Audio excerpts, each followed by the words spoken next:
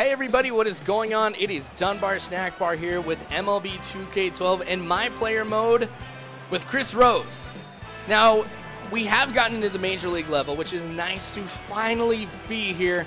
Minor Leagues was getting pretty boring, pretty repetitive here. And honestly, I mean, when you do so well for a while, I mean, it does get pretty boring here. But what's interesting about this game is we have had 2 games in a row that were key games. Now, the thing that's nice about key games is I do get double the skill points here whenever I achieve a particular goal. So I'm kind of hoping up to rack up some more skill points here in this one. With the amount of skill points that I got last game, I upgraded my fastball, making it faster, try to work on my stamina a little bit here as well. So you'll see that my fastball is now sitting around the mid-90s. I started out as 89, and then once I got to the major leagues, I think it was 92 or something like that.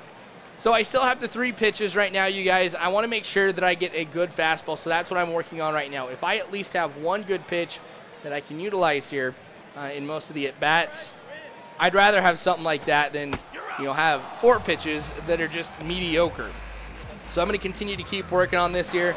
I'm not going to lie to you guys. I like to have an Aroldis Chapman type of fastball here where it's going 105, 104 miles an hour, whatever it may be here in the game.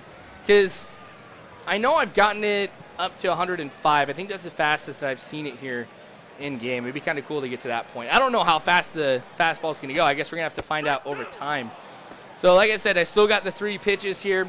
Once I get my fastball all worked up, I'll probably be working on my 12-6 curve a little bit. And then I think I'll go ahead and introduce a 4th pitch, probably a changeup or a slider.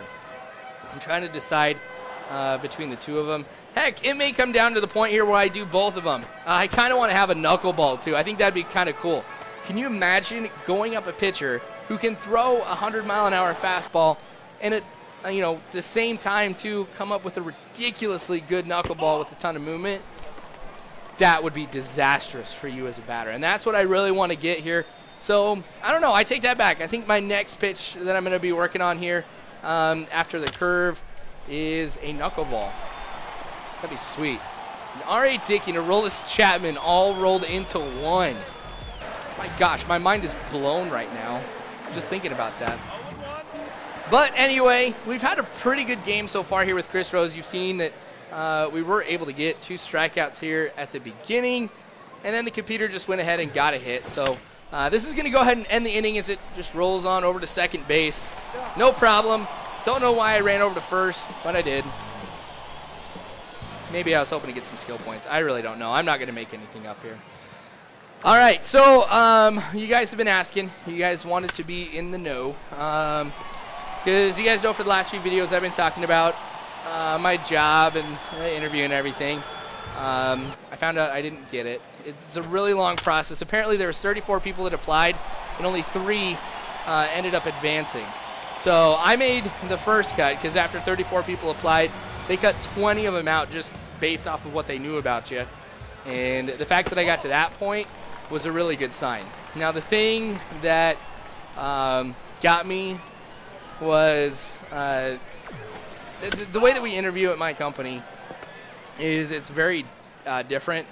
Like you have to answer questions in a certain format, and then they look for certain things in your questions. Like there's basically a formula, almost like a checklist of stuff that you have to go over. All right. So when I was told about this here, I was working on stuff, but I didn't get enough preparation for the actual interview questions themselves and how I'm supposed to answer it.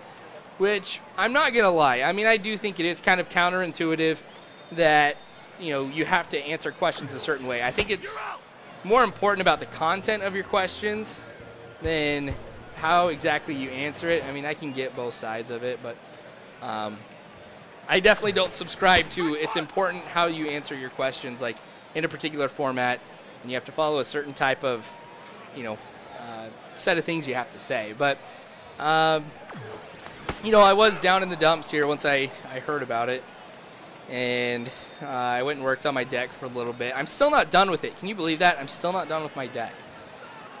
But I called my dad that day, and my dad was a cop, which It's pretty cool, actually. And, you know, as my dad was growing up, you know, I never heard about the times where he went for a promotion and didn't get it or anything like that. And so I called him, and I was just like, what was it like whenever, like, you didn't get a promotion? Well, first of all, I asked him, I'm like, did you ever not get a promotion? And he was like, yeah. And then he taught me something that was really cool, which kind of changed my perception on things. He said sometimes they're not going to let you in because they want to see how you fail. And that's something that really struck me here, because everything that I have done at my job, everything that I've applied for, I've gotten it. This is the first time I've applied for something and haven't gotten it at all. So, you know, I made the most out of it. I made thank you cards. I hand wrote them and gave it to the people that interviewed me, telling them thank you. I went in there, I'm like, hey, you know, I understand I didn't make it. What do I have to do to make it next time? Anyway, guys, pay attention. Strike out the side is the goal on this one. And remember, ×2. Man, I just gave away what's going to happen. But anyway, yeah, so I went in there because he was willing to give me feedback, the guy who was going to be my boss. And it was just like, you know what? You really didn't get bad answers or anything like that at all. He's just like, there are just people who, you know, have better answers to give. And he was like, and this is the analogy he used. He's like, say we're going up for the Nobel Peace Prize, and the reason why I think I got the Nobel Peace Prize is because I broke up a bar fight. And he's like, and you want the Nobel Peace Prize because you stopped a war taking place. He's like, yeah, they're both, you know, pretty big, helpful things, but who's going to win the Nobel Peace Prize? The guy who stops a bar fight or the guy who stops a war? And he's like, the only way you're going to be able to surpass the person that stopped the war is if you can make it sound like this was the greatest bar fight or the most brutal bar fight that had ever been fought. And he's like, so I don't want you to get hard on yourself. He's like, you have all the qualifications to be a trainer. He's just like, this was a really tough pool, too. Apparently, with the 3 people that moved on, one of them already has this position right now at a different place, and he just wants to move. So when that happens, you still have to go through and you have to interview for it, for that particular position. So a lot of people who applied for it are thinking that he's going to get it anyway since he already has the job. And it makes it easier because what training do you have to do for a new role if you're already in that position? Really not too much at all. So, and I know with what's going on at work, I mean, they need that position filled as quickly as possible. So, I don't know. It's tough. And even after all of that, too, like after talking, you know, to my dad and, you know, my wife and stuff, I was still down in the dumps. You know, right now, I'm still a little bit down in the dumps about it because I don't like failing. I hate rejection. And right now, it's just, well, I took the day off today. Just kind of hang out, play some games, and just relax.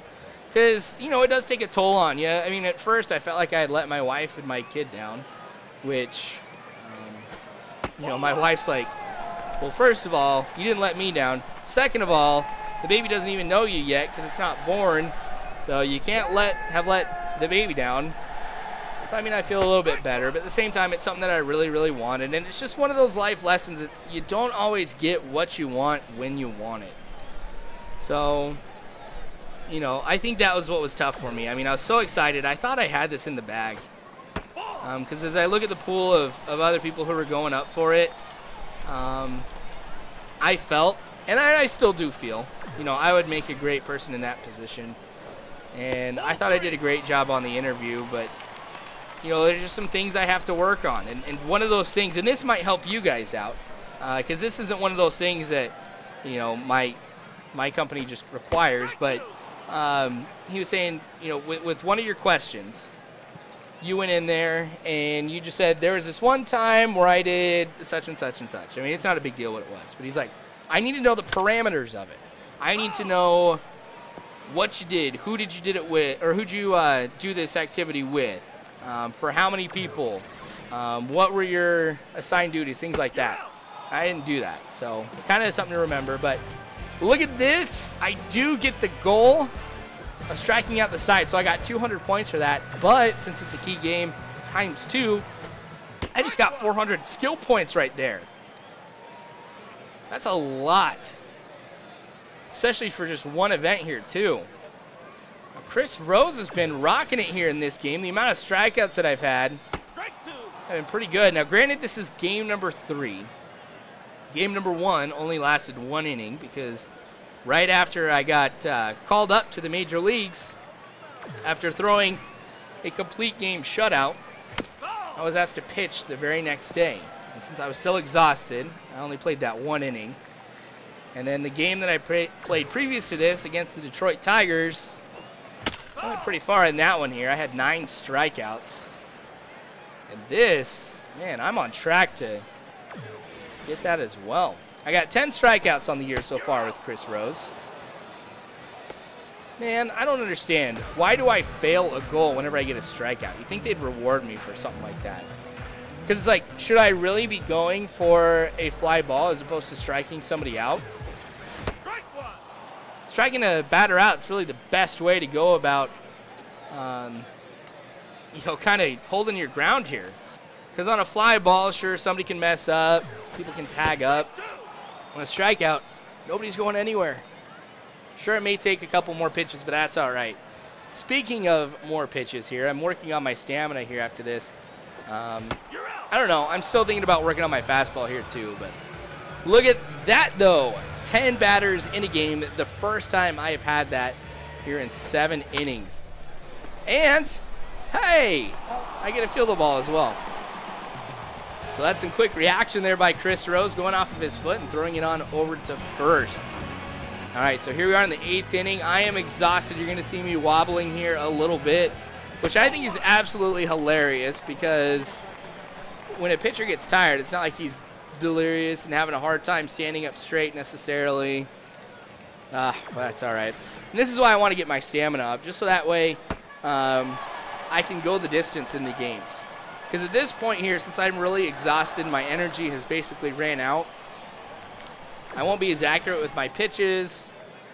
I don't have as much control. Man, I don't know, and I need to have that here in innings 8 and 9 because, sure, we're up 7-0 here in this game against the Twins, but what if it was 1-0? Well, first off, I don't think I should be in if it's 1-0 here, and I have no juice in the tanks. We'll see how this ends. 2-2 now for Chris Rose. This has been a little bit longer of an at-bat than I'm used to. That one goes foul. All right. And then, this is going to go ahead and end the game. Boom. For me, anyway. Because after that, computer decides to go ahead and take me out. But I get the win. We do win 7-0, so that's not too bad at all for us here. Chris Rose getting 1,770 skill points. That's awesome. You better believe I'm going to be spending that. Heck, you guys might see a better fastball once this is all said and done. But I just wanted to say, you guys, thank you so much for dropping by. More, of course, to come the next few days here with Chris Rose as well as the other My Players. And subscribe if you haven't already. You guys know you can follow me on Facebook and Twitter as well if you guys want to be in the know on what's going on with the channel and with me. But again, thank you so much, you guys. And as always, I hope you guys have a good one.